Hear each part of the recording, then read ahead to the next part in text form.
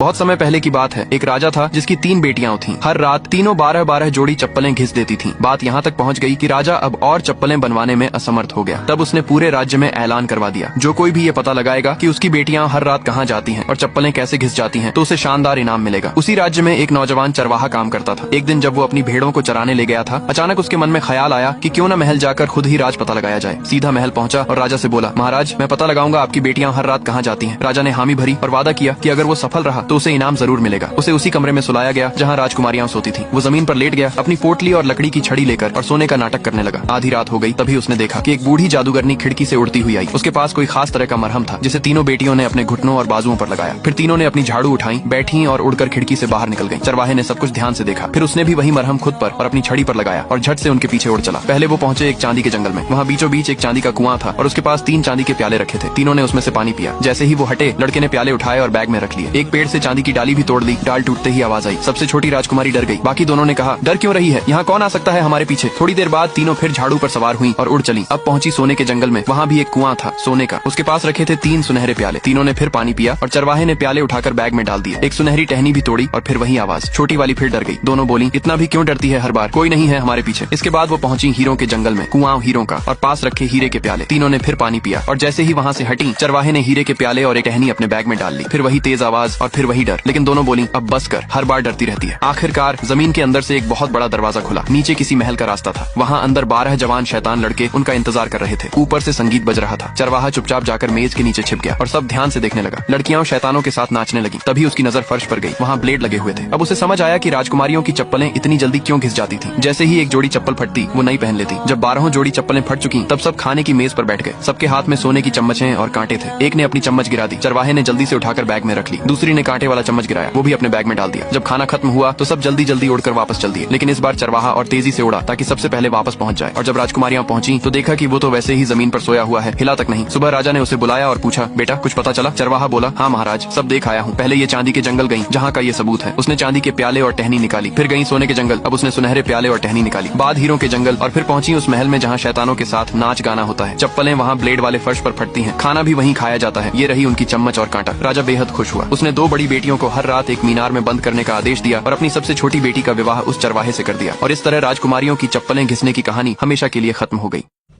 क्यों नहीं हो रही पढ़ाई? एग्जाम बगल में आ गया, लाइफ में कुछ करना है। अगर ऐसा है तो क्यों नहीं हो रही पढ़ाई?